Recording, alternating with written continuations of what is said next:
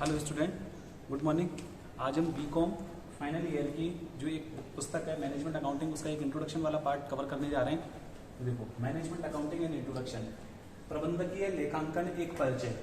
सबसे पहले हमें ये पता होना चाहिए कि मैनेजमेंट क्या है और अकाउंटिंग क्या है। अकाउंटिंग हम बचपन से पढ़ते हुए आ रहे हैं 11वीं क्लास से ही कि अकाउंटिंग का मीनिंग परसेप्शन क्या होता है। सारी चीजें रिकॉर्ड करना, क्लासिफिकेशन करना, समराइज करना, सारे रिकॉर्ड्स प्रिपेयर करना और ऑडिटर को देना। मतलब बुक की पिन से स्टार्टिंग लेकर के और ऑडिटर तक पहुंचाने की जो प्रोसेसिंग है बीच की, वो अकाउंटिंग कहलाती है, लेखांकन कहलाता है।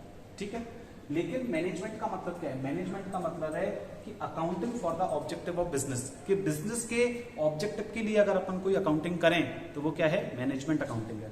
लेकिन मैनेजमेंट अकाउंटिंग जो अपने आप में एक सब्जेक्ट है, वो अपने आप नहीं बनाए, वे दो सब्जेक्टों से मिलकर के बनाए। एक सब्जेक्ट है फाइनेंशियल अकाउंटिंग और एक सब्जेक्ट है फाइनेंशियल मैनेजमेंट। फाइनेंशियल अकाउंटिंग में से अकाउंटिंग लिया गया और फाइनेंशियल मैनेजमेंट में से मैनेजमेंट शब्द को जब लिया गया तो सब्जेक्ट का नाम बना management accounting. Management accounting basically is known as accounting for the objectives of organisation. Organisation के उद्देश्यों को पूरा करने के लिए जो लेखांकन किया जाता है वही क्या कहलाता है? मैनेजमेंट अकाउंटिंग कहलाता है। ठीक है, अगर अपन बेसिकली बात करें कि सर आपको समझ नहीं आ रहा हो फाइनेंशियल मैनेजमेंट में फाइनेंशियल अकाउंटिंग में क्या डिफरेंस है। फाइनेंशियल अकाउंटिंग में अपन 4 पोर्शन पढ़ते हैं। सबसे पहले जैसे हम मैनेजमेंट अकाउंटिंग की बात करें, जो अभी अपन यहाँ पढ़ रहे हैं डिटेल में। कॉस्ट अकाउंटिंग सभी जानते हैं, जो कॉस्टिंग की अकाउंटिंग करना, रिकॉर्ड करना, एनालिसिस करना और कॉस्ट ऑडिटर को सुपुर्द करना अपनी पुस्तकों को, कॉस्ट अकाउंटिंग। टैक्स अकाउंटिंग क्या होती है? टैक्सेशन के लिए जितनी भी हम अकाउंटिंग करते हैं, चाहे वो इनकम टैक्स बेसिस पर हो जाए, चाहे एक्साइज के बेसिस पर हो, चाहे कस्टम के बेसिस पर हो, चाहे जीएसटी के बेसिस पर हो, चाहे हम डायरेक्ट टैक्स की बात करें या इनडायरेक्ट टैक्स की बात करें, तो टैक्स की जब अपन अकाउंटिंग करेंगे तो एक फाइनेंशियल अकाउंटिंग का वो एक पार्ट हो जाएगा। और एक होता है एचआर अकाउंटिंग, जिसे अपन सभी बचपन से जानते हैं, ह्यूमन रिसोर्सेज अकाउंटिंग। हमारे यहाँ कितने बंदे काम कर रहे हैं, हम उनको किस तरीके से मोटिवेट करते हैं, हमारे डिपार्टमेंट में किस तरीके से कोऑर्डिनेशन का काम होता है, वो सारी चीजें अपन जिससे सीखते हैं वो क्या कहलाती है? हमारी HR accounting, human resources accounting, मानव संसाधन लेखांकन। तो ये 4 प्रकार की हमारी ब्रांचेस खुलती हैं किसकी? फाइनेंशियल अकाउंटिंग की, जिसमें से अपन किसकी बात कर रहे हैं? मैनेजमेंट अकाउंटिंग की। अब मैनेजमेंट अकाउंटिंग की अगर अपन बात करें तो सबसे पहले ये पता होना चाहिए कि मैनेजमेंट में कितने स्तर होते हैं। मैनेजमेंट में सभी को पता है 3 स्तर होते हैं। कौन कौन से 3 स्तर होते हैं? एक होता है टॉप लेवल मैनेजमेंट, एक होता है मिडिल लेवल मैनेजमेंट और एक होता है लोअर लेवल मैनेजमेंट। अब इन तीनों में क्या डिफरेंस है? टॉप लेवल जो मैनेजमेंट होता है वो क्या होता है? डिसीजन मेकिंग के रोल में रहता है, जो सारे डिसीजंस ऑर्गेनाइजेशन के लेता है, वो कौन होता है? टॉप लेवल मैनेजमेंट, जो अपने आप में सुपीरियर होता है, जो एक संस्था का सर्वोच्च अधिकारी होता है, वो कहलाता है top level management. Middle level management जो छोटे मोटे निर्णय ले सकता है, अपने स्तर पे निर्णय ले सकता है और मध्यस्थता का काम करता है, मीडिएटर का काम करता है। किसके बीच में? लोअर लेवल मैनेजमेंट और टॉप लेवल मैनेजमेंट के बीच की जो कड़ी होती है वो क्या कहलाती है? Middle level management. इसमें कौन आता है सब? उसमें तो हमारा कौन आ जाता है? डायरेक्टर आ सकते हैं, एमडी आ सकता है, मैनेजिंग डायरेक्टर आ सकता है। लेकिन मिडिल लेवल में कौन आ सकता है? चीफ एग्जीक्यूटिव ऑफिसर हो गया, चीफ फाइनेंशियल ऑफिसर हो गया, ये हमारे मिडिल लेवल मैनेजमेंट में आ गए। एक होता है लोअर लेवल मैनेजमेंट, जो अपने स्तर पर ही छोटे मोटे डिसीजन ले सकता है, जैसे हमारा सुपरवाइजर या हमारे किसी डिपार्टमेंट का पर्टिकुलर मैनेजर जो होगा वो हमारा क्या कहलाएगा? Lower level management. तो ये 3 स्तर के हमारे क्या हो सकते हैं? मैनेजमेंट हो सकते हैं। ठीक है, अब बात आती है कि सर सबसे पहले मीनिंग क्या निकले कि मैनेजमेंट अकाउंटिंग होता क्या है आखिर। मैनेजमेंट अकाउंटिंग की अगर अपन मीनिंग की बात करें तो सबसे पहले अपन बात करें कि मीनिंग ऑफ मैनेजमेंट अकाउंटिंग, प्रबंध लेखांकन से आशय। द पार्ट ऑफ अकाउंटिंग, पहले खड़ा है, the part of accounting system which provides facility to the management for the decision making is known as the management accounting. Decision making एक शब्द आया इसमें। डिसीजन मेकिंग का मतलब होता है निर्णय लेना, निर्णय लेने की जिसके पास में पावर है वो कहलाती है डिसीजन मेकिंग रूल्स। ठीक है, ये कह रहा है अकाउंटिंग का एक ऐसा पार्ट, एक ऐसा सिस्टम, अकाउंटिंग के सिस्टम का एक ऐसा पार्ट जो हमें प्रोवाइड कर रहा है क्या? फैसिलिटीज। किस चीज की फैसिलिटी? मैनेजमेंट की, जो हम किसके लिए कर रहे हैं? फॉर द डिसीजन मेकिंग, वही हमारी क्या कहलाएगी? Management accounting. मतलब हम ओवरऑल अगर अपन आम भाषा में बात करें तो डिसीजन हमारे बिजनेस के कैसे लिए जाएं, क्या क्या हमारे उसके ऑब्जेक्टिव होंगे, उसके लिए अगर अपन जो अकाउंटिंग करेंगे तो वो हमारी क्या कहलाएगी? मैनेजमेंट अकाउंटिंग कहलाएगी। अब बात आती है सब मैनेजमेंट अकाउंटिंग का मीनिंग हमें थोड़ा थोड़ा समझ में आया, अब हम इसे और डिटेल में पढ़ते हैं। Management accounting has been generated to, वो किस किस से जनरेट हो सकते हैं, उसके क्या क्या अर्थ निकल सकते हैं वो समझते हैं। सबसे पहले लिख रहा है provide accounting information to management. ये मैनेजमेंट को इंफॉर्मेशन प्रोवाइड कराने की क्या है? एक अकाउंटिंग की प्रोसेस है कि जो मैनेजमेंट को इंफॉर्मेशन प्रोवाइड कराती है अकाउंटिंग की, तो क्या कहलाती है? वो मैनेजमेंट अकाउंटिंग कहलाती है।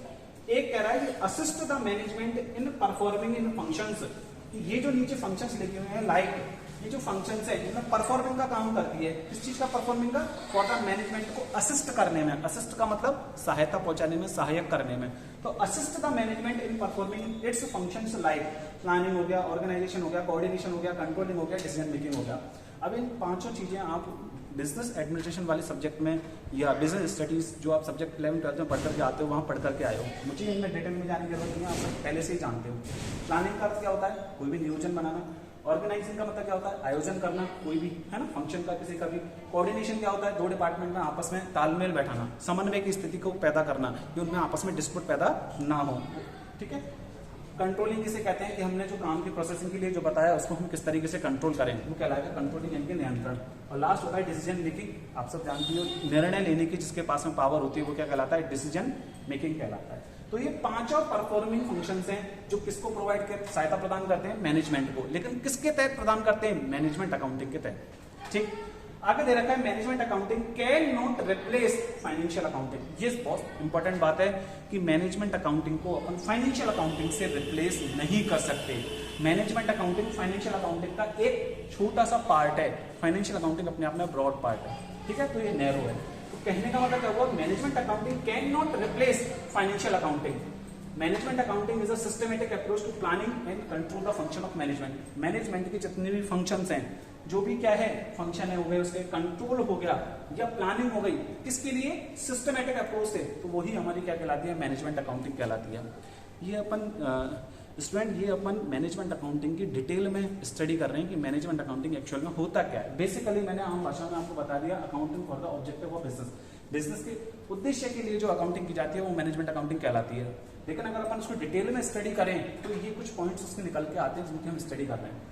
उसी में एक पॉइंट आया है, management accounting is a systematic approach to planning and control the management function of management. Management के फंक्शंस को कंट्रोल करने के लिए, प्लानिंग करने के लिए जो एक सिस्टमैटिक अप्रोच का प्रोसीजर जो बताता है वही कौन कहलाता है? मैनेजमेंट अकाउंटिंग कहलाता है। एक पॉइंट और है इसमें, it is also known as management oriented accounting. प्रबंध उन्मुख लेखांकन। क्या लिख रहा है स्टूडेंट? प्रबंध उन्मुख लेखांकन, जो मैनेजमेंट के लिए ओरिएंटेड अकाउंटिंग है।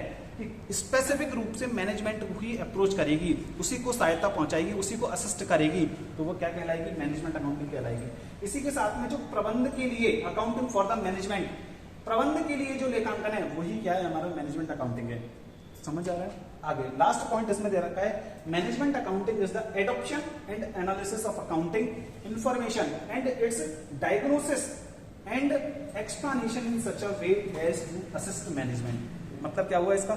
इसका मतलब यह है कि मैनेजमेंट अकाउंटिंग जो है वो एडॉप्शन का काम करेगा। किसका एडॉप्शन का काम करेगा? एनालिसिस के लिए। किस चीज का एनालिसिस? अकाउंटिंग का। क्यों अकाउंटिंग का? कि उसने जितनी भी इंफॉर्मेशन उससे इकट्ठी की है असिस्ट करेगा। किसके लिए? मैनेजमेंट के लिए, जिससे वो क्या कर सके? इट्स डायग्नोसिस, वो उसको डायग्नोस कर सके, उसको पचा सके, उसको समझ सके, उससे इंफॉर्मेशन से, डाटा से इंफॉर्मेशन कलेक्ट करके उसको एनालिसिस कर सके, उसको ब्रांचेस बना सके, डायग्नोस कर सके। डायग्नोसिस का मतलब लाइव टेस्ट कर सके उसकी, कि हमने जो इंफॉर्मेशन कलेक्ट की है वो सही है या नहीं है, जिससे कि वो क्या कर सके? अपनी एग्जामिन के लिए, अपने ऑर्गेनाइजेशन के एग्जामिन के लिए, मैनेजमेंट के लिए वो उसकी जड़ तक जा सके कि वहां कहां पर डिफॉल्ट हो सकता है। And explanation in such a way as to assist management, और उसी की क्या कर सके? वो व्याख्या कर सके, एक्सप्लेन कर सके उसको इन सच अ वे, उसी तरीके से जिस तरीके से वो मैनेजमेंट को सहायता पहुंचाएगा, असिस्ट करेगा। ये जो लास्ट की जो डेफिनेशन है, management accounting is the adoption and analysis of accounting information and its diagnosis and explanation in such a way as to assist management। ये जो डेफिनेशन है वो किसने दी है? एक टी.जी. रोज ने, जिसने उन्होंने बताया कि मैनेजमेंट अकाउंटिंग होता क्या है। ठीक है स्टूडेंट, इससे आगे अपन नेक्स्ट वीडियो में बात करेंगे। Thank you.